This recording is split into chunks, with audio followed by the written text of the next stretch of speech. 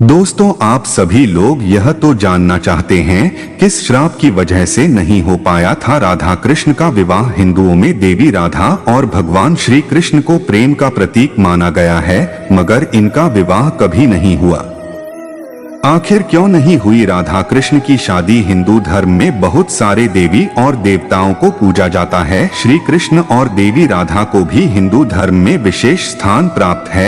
ऐसा कहा जाता है कि श्री कृष्ण भगवान विष्णु का अवतार थे, वही देवी राधा लक्ष्मी जी का स्वरूप थी। राधा और कृष्ण के अलौकिक प्रेम से जुड़ी कई कहानियां प्रचलित हैं। इन दोनों की प्रेम गाथा पर कई फिल्में और टीवी सीरियल गढ़े गए। इन सभी में जहां एक तरफ राधा और कृष्ण की प्रेम लीलाओं को दिखाया गया, वहीं दूसरी तरफ राधा और कृष्ण के बिछड़ने को भी नजरअंदाज नहीं किया गया। आजकल टीवी में एक और सीरियल प्रसारित हो रहा है, नाम है राधा कृष्ण। श्री कृष्ण और राधा की अनोखी प्रेम कहानी पर बने इस सीरियल को लोग काफी पसंद कर रहे हैं। अब तक इस सीरियल में राधा और कृष्ण की प्रेम लीलाएं दिखाई गई हैं, यहाँ तक कि दोनों के विवाह की बातें भी हुई और तैयारियां भी। मगर सीरियल में एक मोड़ ऐसा भी आया जब राधा और कृष्ण का न तो विवाह हुआ और उन्हें एक दूसरे से अलग भी होना पड़ा। वास्तव में भी राधा कृष्ण से जुड़ी कथाओं में भी यही सुनने को मिला है कि राधा और कृष्ण ने एक दूसरे से कभी विवाह नहीं किया था। मगर सभी यह भी जानना चाहते हैं कि आखिर ऐसी क्या वजह थी जो राधा और कृष्ण का विवाह नहीं हुआ। क्या है कथा? शो की शुरुआत में ही दिखाया गया था कि भगवान श्री कृष्ण के परम भक्त श्रीधामा जब उनके दर्शन के लिए गोलोक पहुंचते हैं तो वह अपने आराध्य को पुकारते हैं। बहुत पुकारने पर भी उन्हें श्री कृष्ण के दर्शन नहीं होते हैं। तब वह नारद जी के पास जाकर इसका कारण पूछते हैं। नारद उन्हें बताते हैं कि आप अधूरा नाम ले रहे हैं। गोलोक में श्री कृष्ण से पहले आपको श्री कृष्ण प्रेमिका राधा रानी का नाम लेना होगा।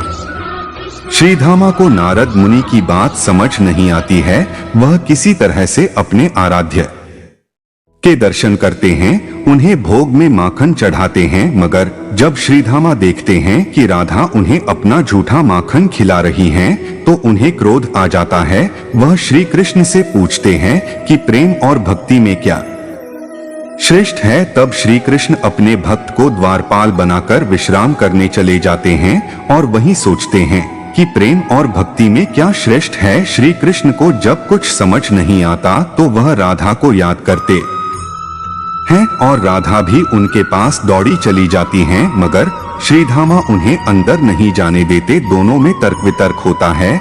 जैसे ही राधा श्री कृष्ण के कक्ष में प्रवेश करने वाली होती हैं, श्रीधामा उन्हें 100 वर्ष तक श्री कृष्ण को भूल जाने और मृत्युलोक में रहने का श्राप दे देते हैं। श्रीधामा के श्राप के बाद राधा को पृथ्वीलोक जाना होता है। श्री कृष्ण भी अपनी राधा से मिलने के लिए पृथ्वी पर जन्म लेते हैं, मगर राधा को गोलोक का कुछ भी याद नहीं होता। क्यों नहीं होती शादी? भले राधा को गोलोक के बारे में कुछ भी याद नहीं होता, मगर श्री कृष्ण उन्हें कभी सपने तो कभी अपनी आंखों में गोलोक के दर्शन कराते रहते हैं। राधा को भी श्री कृष्ण से प्रेम हो जाता है, मगर राधा के बाल सखा एवं महापंडित उग्रपद के पुत्र आयान को भी राधा से प्रेम होता है। वह राधा को हासिल करने के लिए श्री कृष्ण को मारने का प्रयास करता रहता है।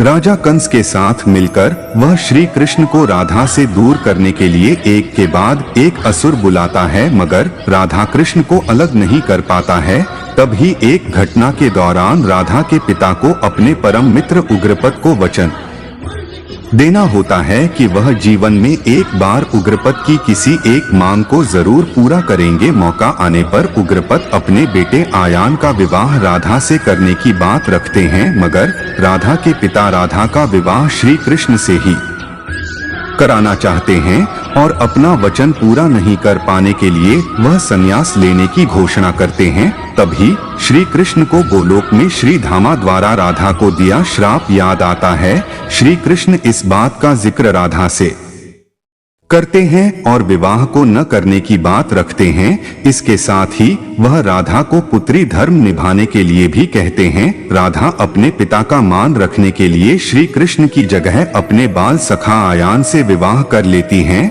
और श्री कृष्ण भी अपना कर्म करने के लिए वृंदावन से मथुरा चले जाते हैं। इस तरह राधा और कृष्ण कभी भी एक दूसरे से विवाह नहीं कर पाते हैं। दोस्तों, आज की वीडियो यहीं पर समाप्त होती है। वीडियो अच्छी लगी हो तो लाइक करो और ऐसी ही ज्ञानवर्धक वीडियो देखने के लिए हमारे चैनल को सब्सक्राइब करो। कमेंट में जय श्री कृष्णा जरूर लिखकर जाना और उम्मीद करेंगे सभी लोग ठीक होंगे। हमारी तरफ से सभी लोगों को तहे दिल से धन्यवाद।